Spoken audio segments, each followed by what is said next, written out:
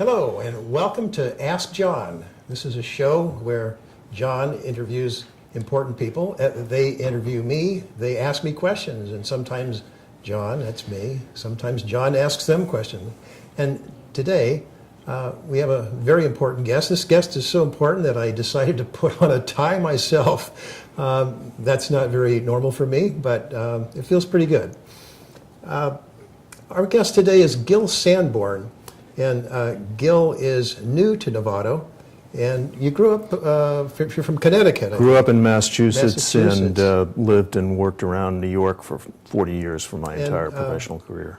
And your title is Aide? Civilian Aide to the Secretary of the Army. Civilian Aide to the Secretary of Army.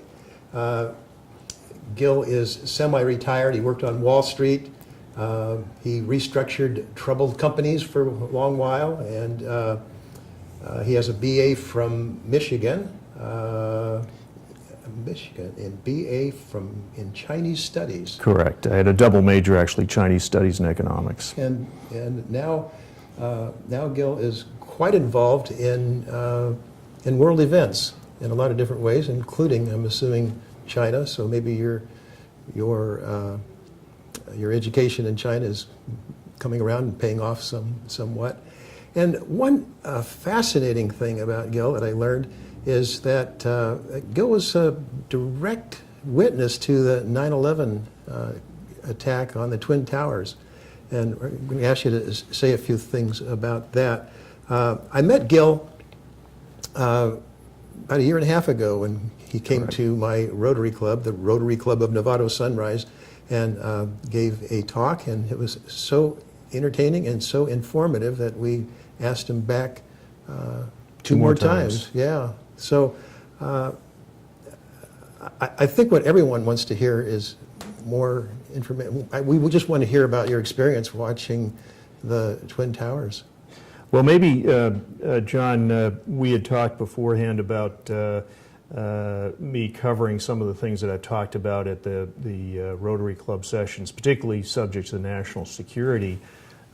One other thing, there's sort of this unwritten rule about my shows is that the show is called Ask John. Right. So we have to start by, you have to ask me a question. Well, so, I was about to do that. Okay, good. I'm going to talk about you're picking up where I'm leaving some off. world Yeah, events, really starting with 9/11, but we've gotten to know each other a little bit through the Rotary connection, and I know that you're in the financial advisory business, in investment counseling.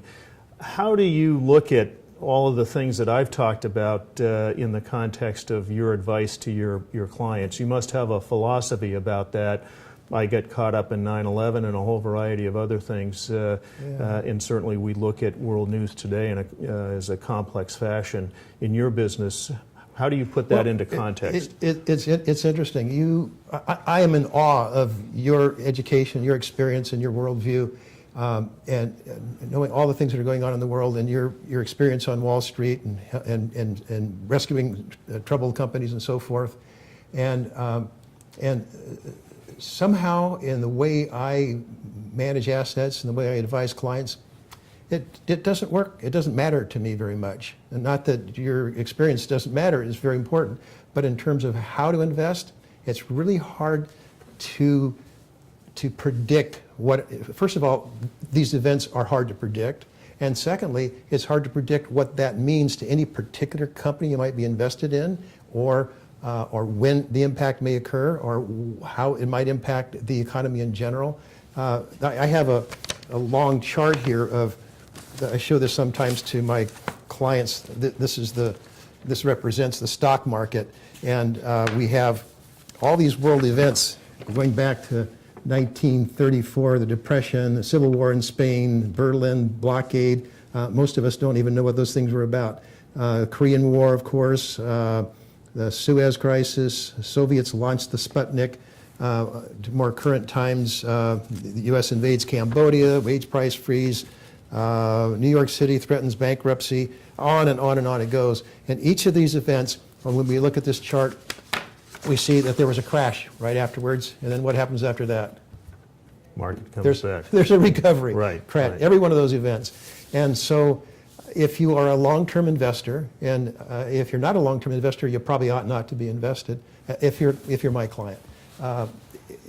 If you're a long-term investor, you just stay with it. You pick the right investments and you hold on, and you try not to time the market. If you try to time the market, you got to be right twice, right? You have to be right at the top, and then you have to be right to come back in.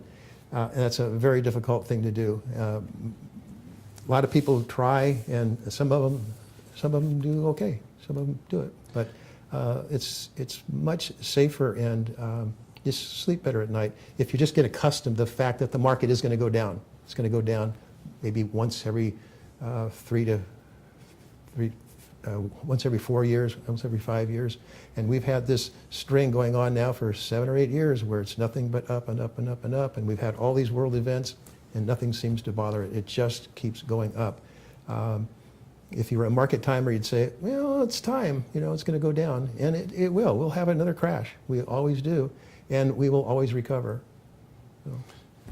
You must have a variety of clients in terms of their age, what their risk profiles are, what their objectives are. How do you determine or help them to decide how to invest? What are the kinds of questions you ask them? So first of all, I try to understand, and I do a pretty good job of understanding what their goals and objectives are, and really what their emotional makeup is in terms of investing.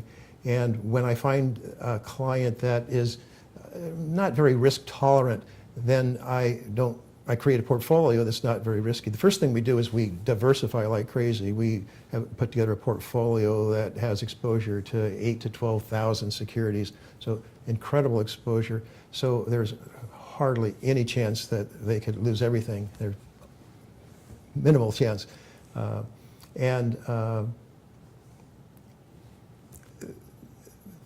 And then we allocate based on how their risk tolerance stacks up, and their timing also has some impact on it. And then we don't adjust the allocation based on the market, what's going on in the market, but we do adjust the allocation based on the client. Something changes significantly in the client's life, then we immediately make a change if a change is called for. Obviously, lots of financial services out there, lots of online types of businesses where there's just a name on the other end of a phone call. It's really an anonymous relationship. You've been in the Novato community, as I've come to learn over the last couple of years, deeply and broadly. How does that differentiate you in terms of your relationships with your clients, unlike so many of the large firms out there? I have a really close relationship with my clients. My clients are all my friends, and that hasn't been all the case. As I've changed my practice to run my practice the way I want to, my clients become my friends. And not everyone is an appropriate client for me. There are people who do like to do the market timing and the stock picking and so forth, and they tend to gravitate away from me. That doesn't mean they can't be my friends, but generally it's not a good match. So that's my first objective, is to find out if there's a good match between a potential client. Some clients were my friends and become clients. Sometimes they were my clients and become friends, and occasionally they don't become my friends, and that's very sad, but that's the way it goes. Gil, you have an amazing history, and you are the only person that I know that actually witnessed the 9/11 and from a building close by. So what was that like? I've talked to numerous audiences over the years since 9/11 about my experiences. Many of them military audiences, but also civilian audiences as well. And my history and the evolution of my track into a position as a civilian aide to the Secretary of the Army really began on 9/11. I was working for Lehman Brothers at the time, and the morning of 9/11, we were in a conference room having a morning meeting when we felt the floor shake underneath us, heard coincidentally a whine and a large explosion, had no idea what it was. And Following that, we initially evacuated, and then were told to go back to our offices. And when we were looking at the first burning tower right above us from the 19th floor across the street, we saw that second plane come in right above us, go right behind the building on fire. So you did not see the first, you heard the impact. Correct. And then you evacuated. So far, you really haven't seen anything. So far, you're instructed to go back in, and now you're watching. We're apprehensive. We see this ungodly smoke just billowing out of the tower, and frankly, we could see people reaching out trying to get away from the flames. And it was at that point when we were back up looking at the tower when we saw this second plane come in from the south, from the right. We didn't see the impact, but we immediately saw the fireball go out the north side of the second tower. At that point, we went from bewilderment and apprehension to just outright fear for our lives, because we thought we were next. And so there was panic in the building, and we evacuated immediately in just a rush that was almost at the panic stage down the stairs. So you tried to leave. At one time, you were instructed to go back, and then the second time you just left. There wasn't like Correct. Yeah, there was no Everybody knew it was time to leave. Yeah. Uncertainty about what was at stake. Yeah. And for us, we thought we were next, so there was real panic. Yeah, and you were saying something about hearing another aircraft. When we got down to the plaza in front of the World Trade Center, I asked a fireman what I could do to help, and he said, go to Bellevue Hospital to give blood, because undoubtedly they would need it. So as I started to head north to head over to Bellevue Hospital, I heard a third aircraft behind me and was just panic-stricken. And instantaneously, though, I realized it wasn't a commercial aircraft, and I looked up and saw an F-15 fighter scream right above us, right over the city, and then turn in a hard bank heading south over the Hudson River. And at that point, I went from fear for my life to an overwhelming sense of relief, just like that, in terms of a shift in emotions. The most extreme emotions that I've had in my entire life, in just that shift was so dramatic and so instantaneously. I've never, nor do I ever want to experience that again. That was the Calvary, huh? That was, yeah. That's right, yeah. And I've given talks over the years, as I say, to a number of audiences, because it affected all of us. It affected civilians, it affected members of the military, it redirected our national security focus here. And so I've wanted to share my experiences, and specifically to members of the military, how it led me down a path to support soldiers, which is what I'm all about. I saw hundreds of rescue workers going into the towers in the World Trade Center and not come out when I saw the buildings come down, and so that had a tremendous impact on me. These were people who were going in to rescue folks like me. I just didn't happen to be in the tower. I was next door, but they put their lives at stake and sacrificed their lives. And when we went to war, even though personally I was against the invasion, I wanted to support soldiers who were putting their lives at risk. Yeah, that's quite a theme in our culture, isn't it? The support of the soldiers, and I always think back to the era of Vietnam when the soldiers came back, and they were denigrated. It was not a good experience for them, and I think we learned from that as a culture to get that out of the. I think there was politics involved in it. I think we got it out of the political culture that we support the soldiers, regardless. I think civilians in the Vietnam period couldn't differentiate between soldiers and Marines who were executing national policy and the fact that national policy came from a civilian government. And I think people are more sophisticated today, so they can differentiate. So there's tremendous broad support for the military and soldiers. There's still a tremendous gap, though, between the two populations. Yeah, so we'll talk about that a little more later. This experience, though, caused you to take a good look at where you were headed and to find a way to make a difference, and which brought you to Casa CISA. What does that stand for? Civilian aide to the Secretary of the Army. And, Okay. and between 9/11 and my appointment in 2008, there was a path that really started with me adopting a soldier that I didn't know in Iraq and in providing support packages, and then a platoon led by my assistant's brother when he went in. And those were terrific experiences. I wanted to be connected to soldiers in the fight so that I could feel like I was providing support, and so I would also understand what they were going through. And that led me, after the platoon experience, to go to my assistant's dad, who was a 3-star in the Army, and ask if there was a larger unit that I could get involved in. And that led to me adopting a brigade over in Germany that had just deployed to Iraq. All of the families were located in Schweinfurt, Germany, where the brigade was based. So I ended up organizing my whole community to support that brigade and the families and the wounded soldiers coming back through Walter Reed over what was a 15-month deployment. And that was the experience in work that led me to be appointed as a civilian aide to the Secretary of the Army.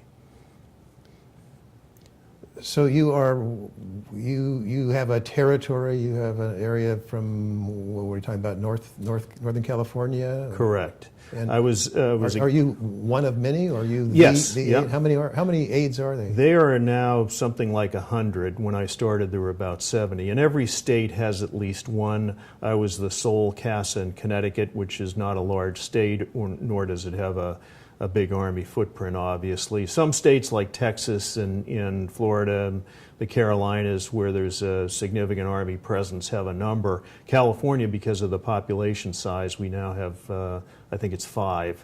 So we're spread out over the state, and I cover the Bay Area and points north. So it's your task to reach out to the community and educate and educate yourself about what people are thinking and feeling, and report that back to the Secretary of the Army, presumably. Correct. We talked about this military-civilian gap, and one of the challenges is civilians being so isolated. And I'm a poster child for somebody that had no connections with the military before 9/11. I did not serve, and it was actually a challenge to try to find a soldier to adopt, but initially. But what we do is really help civilians understand the nature of the soldiers among us, what they do for us, and then understand the Army itself. And it's a volunteer position. We're all volunteers. We're actual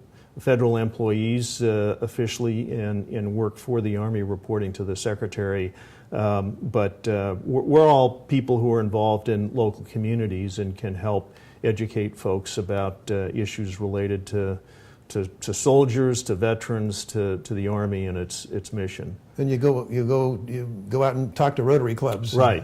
which we really have enjoyed. The first time you came to our club, you talked about national security challenges, and you want to give us an update on that topic? Well, what was interesting, I went to the Army War College for a week-long national security seminar now 2 years ago, and it was with a class of lieutenant colonels in equivalent ranks from the different branches of the military and civilian employees of the government, and so a group of us civilians were able to sit in on a class for a week and share experiences and discussions of national security topics. When everyone went around and introduced themselves, and there were a number of foreign military officers as well, each one of those members of the military talked about how 9/11 changed their careers. And in thinking about that dynamic, as well as the fact that every civilian audience I talked to, every single individual can tell me where they were when they learned about the impacts. I thought it made sense to maybe talk, and this was the 15th anniversary back in 2016 when I came to the Rotary Club initially, to talk about 9/11 plus 15. What are the changes in national security challenges since 9/11, and how are we dealing with them? And the the message that I wanted to leave people with was that they are highly complex and very difficult to understand. And certainly when 9/11 hit, I was shamefully ignorant about the forces that gave rise to that, as well as the issues of how we as a nation should respond. So I made it my mission, and I consider myself fairly well read, loved history, and was constantly reading, but I was really ignorant of these forces out of the Middle East that gave rise to the attack. So have spent considerable time since then educating myself, and it's a constant effort. I'll know tomorrow more than I know today, and I know more today than I did certainly on 9/11. Yeah. So part of my objective is to help people with their own educations, not to espouse a point of view, but stress the importance of self-education in basically a civil dialogue. And we all have our lives. Our lives are full, and we try to educate ourselves on so many topics. And this is one that's very important. And yet, for most of us, it doesn't hit home every day. Well, when we talked at my presentation, I talked about several different significant trends that really rose out of 9/11. First, obviously, what was going on in the Middle East and the immediate forces of Al-Qaeda and other terrorist organizations that had a direct bead on the United States. I also talked about the Arab Spring that followed 9/11, but for different reasons. And some people will associate the rise of the Arab Spring with actions in 9/11, but it was really, I think, an independent set of events there. But we talked about what transpired with so many countries erupting, and there were a couple of forces at stake. One was social media. And if you remember, I showed a slide that showed the weapons of social media overcoming the traditional methods of AK-47s and machetes, and those forces today being Twitter and Facebook. That gave rise to a cover story on Newsweek of the rage coming out of the Middle East. So the Arab Spring unfolded very quickly, and unfortunately, out of that, there's just one democracy hanging on by its fingernails out of all of the countries in which there was upheaval for more democratic forms of government, and that is Tunisia. The third area I talked about was Russia, and Russia obviously is in the news very much today with the investigation here, but prior to that news that evolved over the last couple of years, obviously we had forces in Eastern Europe with Russia showing its muscles directly militarily. Yeah. A couple of points on Russia. One, We were talking about the downsizing of our presence in Europe. Right, but a couple of things in terms of how Russia looks at the world. When the Cold War started, we had the Soviet Union being a substantial geographic presence. We had NATO that developed in Europe as a group of countries aligned in defense against the possible attack by the Soviet Union. And then in the middle were the Warsaw Pact countries. So 1949, you can see how those line up, and I showed a map indicating the three components. 2014, we had an expansion of NATO into the former Warsaw Pact countries and a contraction of the Soviet Union into Russia. So that was a major change in terms of the balance of power. Secretary Robert Gates, subsequent, I think, to his position as Secretary of Defense, commented that he thought the expansion of NATO was a very bad decision because it put an enemy, what was perceived to be an enemy force, right on the borders of Russia, and Russia pushed back. They pushed back in Georgia, and then they invaded the Crimea in 2014. Yeah. So major changes in terms of the dynamics between Western powers with the U.S. Leading and the former Soviet Union.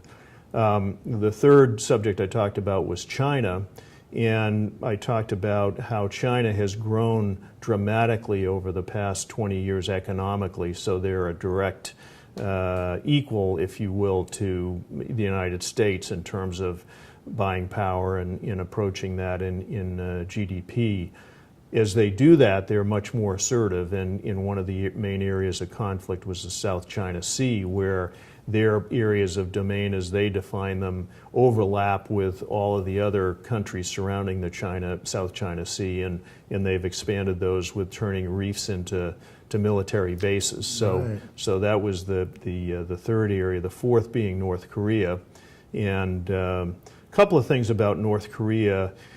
I showed a satellite image of that part of the world at night, So I think we have that. and you'll see that North Korea shows very little light, with China and South Korea being well lit up, and it's really a very graphic reflection get that of the difference in economic development of North Korea versus the countries around it, including China. With that focus, I think, as most people understand now, being on military development, not on the development of its people. So that has led, obviously, in recent years to their focus on building a nuclear weapon. I think tremendous progress has been made on their part to build these weapons now, and we've seen more and more tests over the past 3 years as they refine these weapons, and now they're focused on a delivery system. So that delivery system increasingly threatens the United States for obvious reasons, and being the point of contention in terms of our national security strategy versus. Do you have a slide? Yeah. About We do, yeah. yeah. So you can put that up or not? Yeah. Obviously, a lot of the discussion today is on nuclear weapons and intercontinental ballistic missiles, and a good deal of discussion and perhaps chest beating over how we might take out the nuclear forces. What I think is important also to understand is the strength of the conventional forces that North Korea has along its border with South Korea.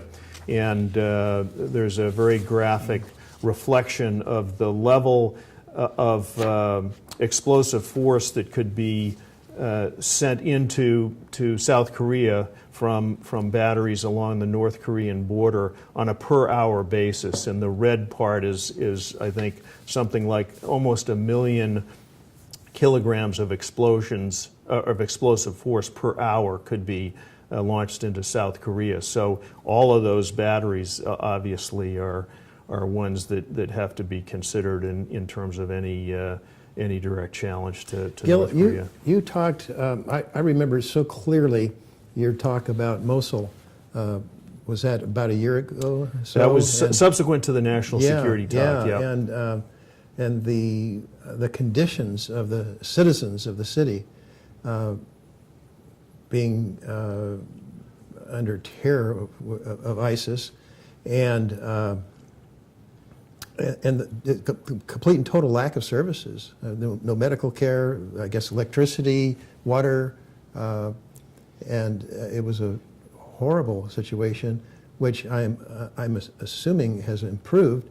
I guess ISIS has been pretty much driven out of the city, and I asked you, well, does that mean that what does their recovery look like? I didn't like your answer, but I want to hear it again. Well, obviously tremendous structural damage, but I think Iraq itself, the government of Iraq, and the U.S. and other allied forces are putting significant resources into the reconstruction of the city to draw the population back. So the civilian population pretty much had fled the city, or? Well, as many as could get out, but ISIS had contained many civilians and used the civilians as shields when the initiative was started to displace ISIS. So what is their life like now? Do they have services? Do they have electricity? They are getting them back. There are classes have started up in schools, and there's commerce that's starting up as well. So I think there's a recognition, particularly from the experience in Iraq of during the height of the Iraq War and the aftermath of that we have to provide comprehensive support to reestablish the society and the economy in the fabric of that city in order for it to be robust and also resist any potential future incursions by an organization like ISIS. Yeah. So ISIS has been pretty much contained? How would you characterize that? The major areas of control have definitely contracted. There's still pockets in Syria. I think they've been virtually eliminated in Iraq, but that's not to say that they can't reemerge. And also their presence in Afghanistan, control actually more territory over the last year as their position in Iraq and in Syria has contracted. So they will manifest themselves in different spots around the world, particularly in an area that's unstable where there's no local force to resist them. Well, thank you for the update. It's a little discouraging, but it is so. It's just a good thing that they have been at least driven from Mosul and that they have been contained as much as they have. Well, I think it may be discouraging from the standpoint of the near-term challenges of reestablishing the city itself, but if you scroll back to ISIS at its peak, they were controlling tens of billions of dollars in assets by virtue of their geographic presence, which Al-Qaeda never had. And they've been pretty much cut off from the oil and.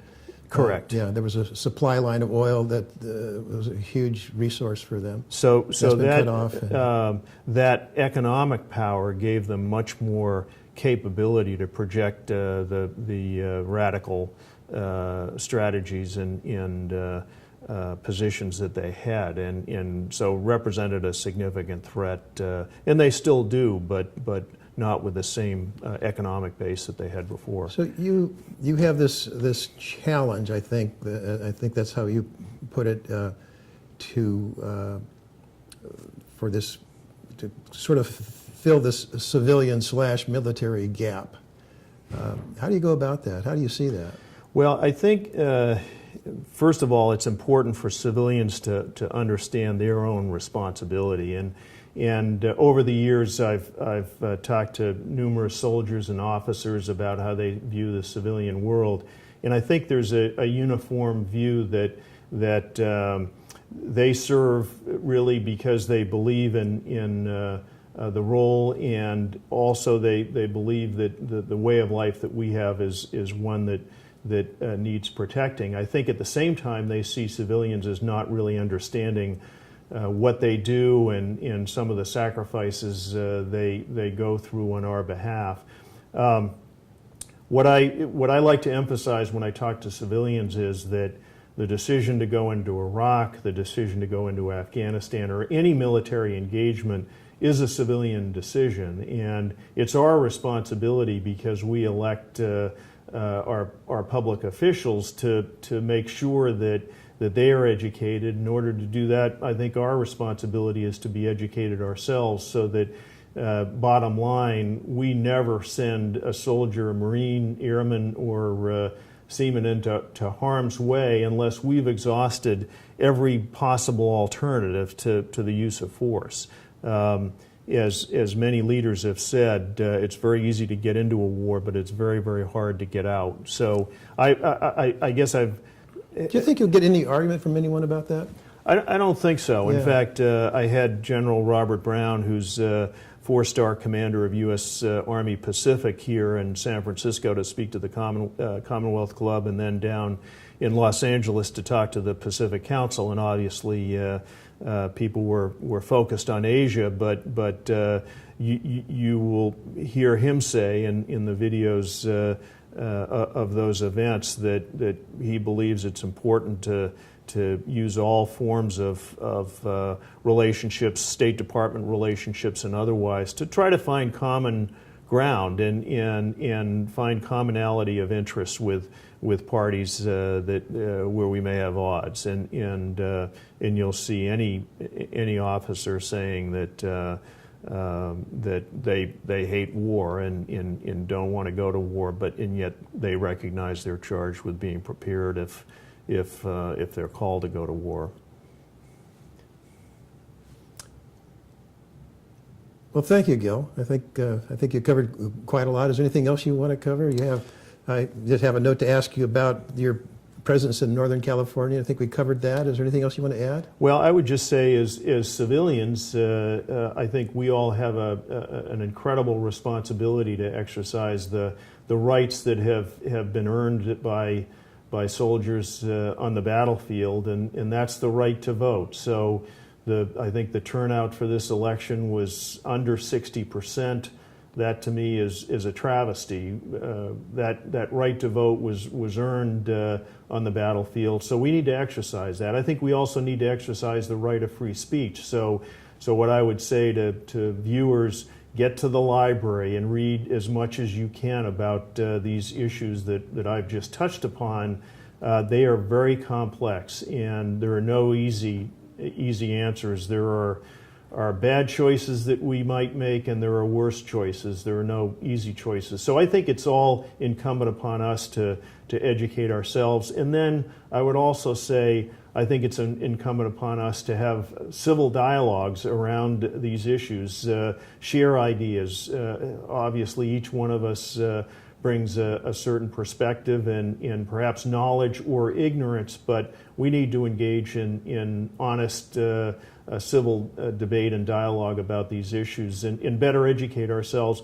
And then we need to hold our politicians accountable and make sure that they're making the right decisions and evaluated the right issues, because I think the last thing we want to do is use our military force for political reasons or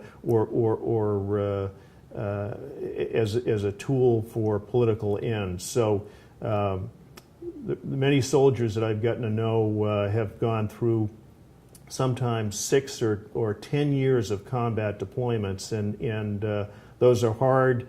They have long-lasting effects on soldiers and families, and I think it's our responsibility to make sure that we use that resource in a very responsible way. Okay. Well, thank you very much. I can't tell you how much I appreciate the work, the good work that you're doing, and I can tell that you enjoy it. I think that this is something that you are called to, and it shows. Well, I really do, John. Thank you very much Thank for you. the opportunity to speak here, as well as to talk to the Rotary Club, and I would invite folks who'd like me to come in and chat to give me a shout, and I'd be happy to join you. You're going to come back to our club one day, and sure. And you are all invited. So come here, Gil, some other time, and we'll get you back on my show here too. Let me just make one more pitch about the Rotary Club, and I was a member of the Kiwanis Club back in Connecticut, and they were the real focal point for all the work I did involving the community and supporting this brigade. I felt the same spirit of civic support and leadership and community involvement with the Rotary Club here in Nevada as I did back in Connecticut. Great group of people and all focused on providing support to the community. So I would encourage viewers to participate, join organizations like the Rotary Club. You'll feel terrific about it and meet a great group of people. Okay, thank you, Gil, and thank you for tuning in. Look for our next show, which will be episode 5. I'm not sure who our guest will be, but it will be good. It always is. Thank you much. Till next time.